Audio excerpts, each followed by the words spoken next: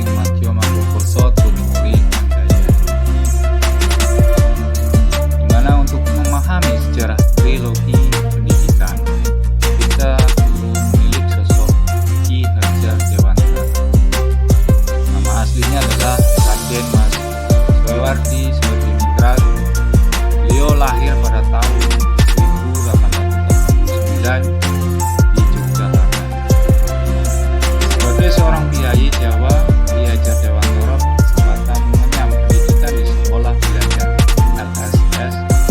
Namun beliau melihat adanya kesenjangan pendidikan antara pribumi dan anak-anak belajar.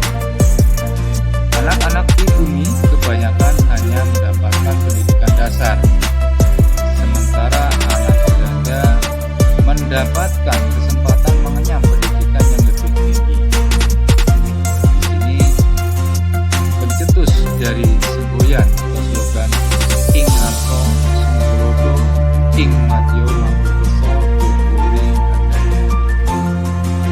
Biasa dikenal sebagai Bapak Pendidikan Nasional yang dikenal dengan nama Ki Hajar Dewantara.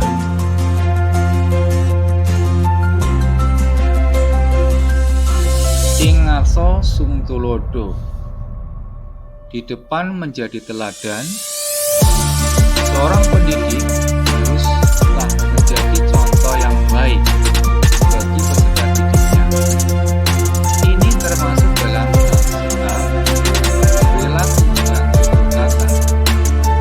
Pendidik yang baik akan selalu menjunjung nilai positif yang ingin ditanamkan kepada peserta.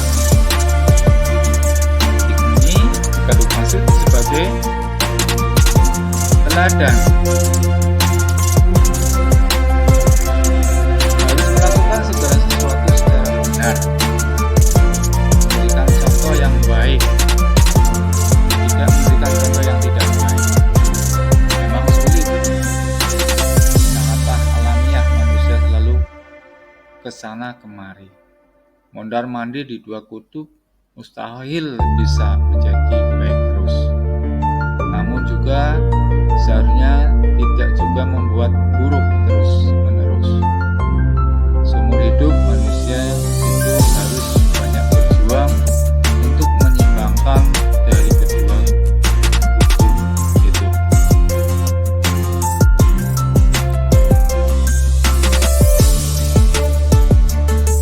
Ing Madya Mangkukusa ini dimana diartikan sebagai pelopor atau pemrakasa, artinya bertindak sebagai guru di tengah, sebagai pelopor, pencetus ide-ide kepada murid.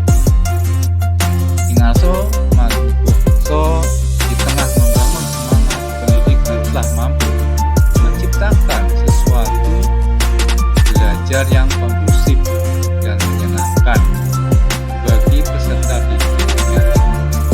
Pendidik harus mampu membangkitkan semangat belajar dan motivasi peserta didik untuk mencapai tujuan. Kata-kata di tengah Ing Madya Mangkukusa mengacu pada siswa itu sendiri. Seseorang siswa pastilah memiliki sosok yang dekat dengan mereka. Di antaranya adalah guru dan teman-temannya. Ki Hajar Dewantara ingin menekankan bahwa siswa itu sendiri harus saling mendukung.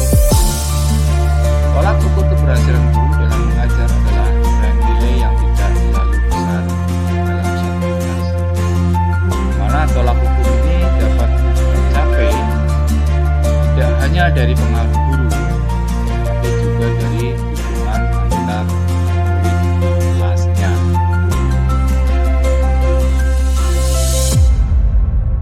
Tutwuri Handayani, ini artinya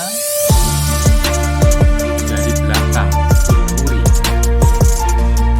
upaya memberi dorongan masyarakat. Handayani, di belakang memberi dorongan, pendidik haruslah selalu memberikan dukungan dan dorongan kepada peserta didiknya. Pendidik harus membantu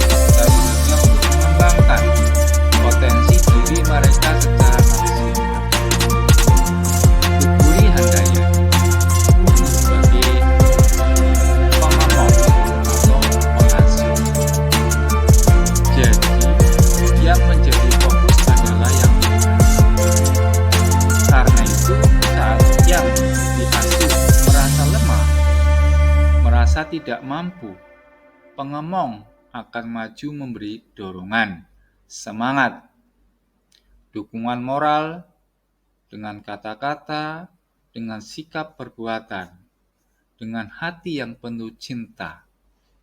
Ya, penuh cinta, karena tanpa satu ini tidak akan pernah bisa ada tindakan Tutpuri Handayani.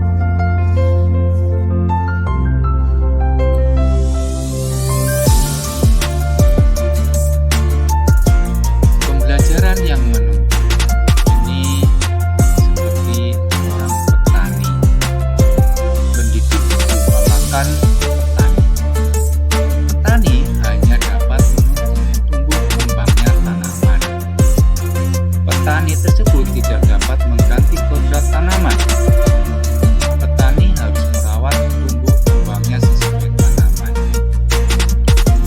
Dalam proses menuntut anak diberikan kebebasan, namun pendidik bertindak sebagai pamong dalam memberikan tuntutan. Dalam prinsip-prinsip pendidikan yang menuntut ini ada 3: kodrat alam, kemerdekaan, dan Tutpuri Handayani. Di mana kodrat alam, setiap anak memiliki kodrat alam yang unik dan berbeda-beda. Pendidik harus memahami kodrat alam setiap anak agar dapat menuntut mereka dengan tepat. Menuntut ini dalam prinsip pendidikan yang menuntut ini ada yang kedua adalah kemerdekaan. Pendidikan yang menuntut memberikan ruang bagi peserta didik untuk belajar dan berkembang dengan bebas. Pendidik tidak boleh memaksa kehendak mereka kepada kehendak didik.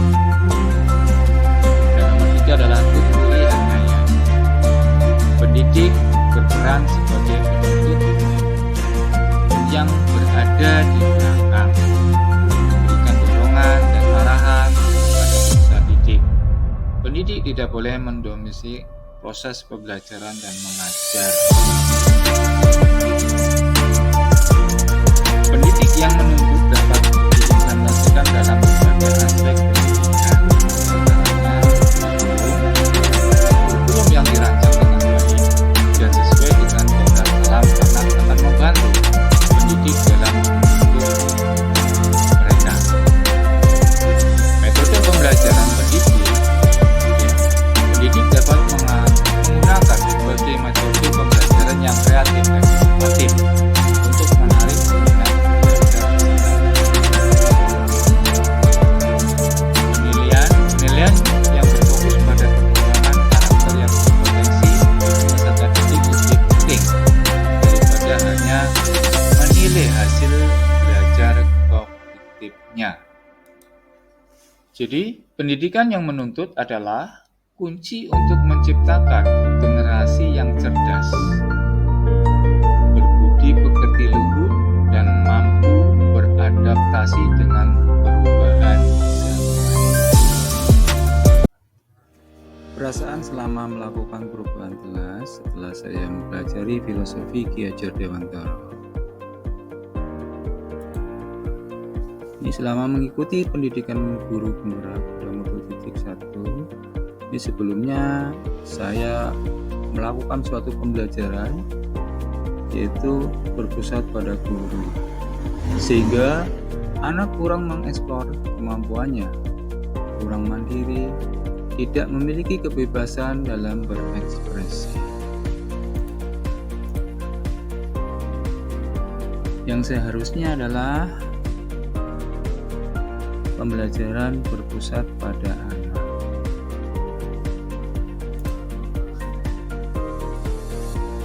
Saya banyak belajar tentang pemikiran Ki Hajar Dewantara, sehingga saya dapat memperbaiki pembelajaran yang telah saya lakukan adalah atau gagasan yang timbul yang proses perubahan, di mana kodrat anak adalah permainan. Maka dalam pembelajaran saya menyiapkan permainan untuk menarik minat dan perhatian siswa.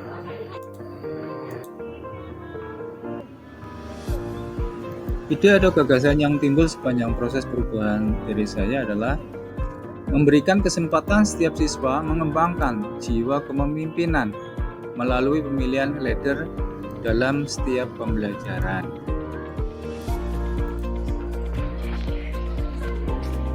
Berikutnya adalah saya selalu berinovasi, memanfaatkan teknologi dalam pembelajaran itu sendiri.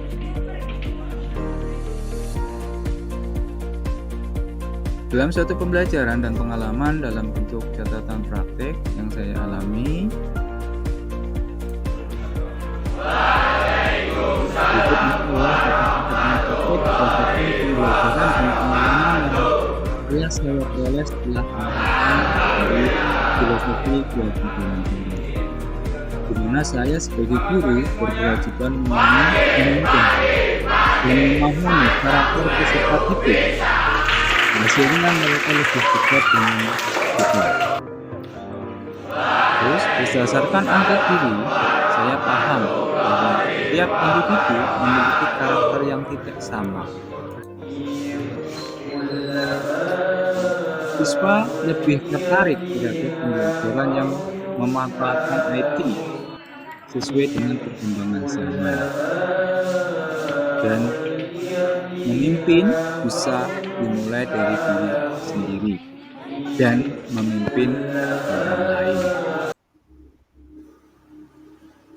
Di sini ada foto bercerita tentang seluruh rangkaian pelaksanaan atau perencanaan penerapan refleksi atau aksi, di mana saya berkoordinasi dengan kepala sekolah.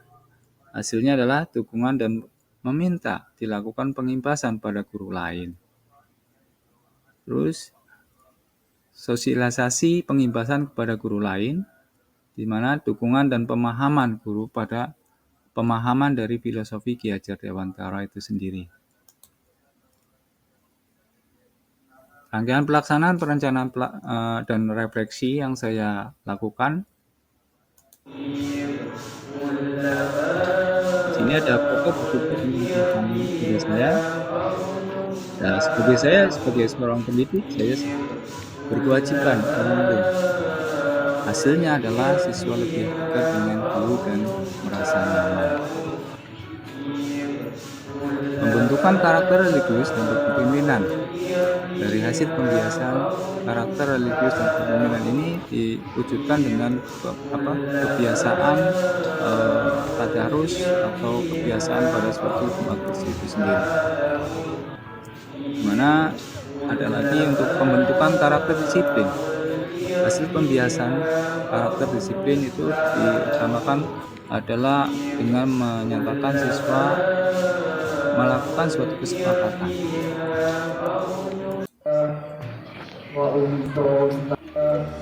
Pembelajaran dari hasil siswa lebih aktif termotivasi untuk mengikuti proses pembelajaran. Pembentukan karakter gotong royong. Dari pembiasaan karakter gotong royong ini biasa dilakukan dengan menggunakan kebiasaan Jumat bersih atau gotong royong untuk membersihkan suatu kelas atau lingkungan sekolah. Terus pembentukan karakter mandiri, bernalar kritis dan kreatif. Dari hasil yaitu pembiasaan karakter mandiri yang bernalar kritis dan kreatif. Testimoni dari rekan guru dan murid yang terlibat dalam proses perubahan yang saya lakukan. Ini ada suatu observasi.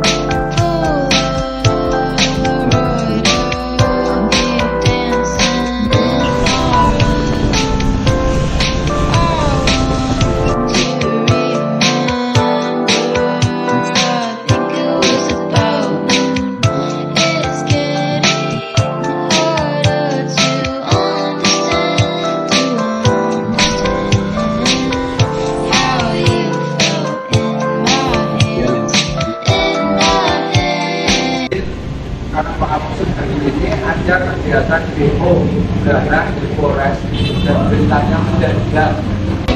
Akan bullying. Dewi mah. Ya, sama proyeknya. Oh ya. Kan itu bullying. Warahmatullahi wabarakatuh.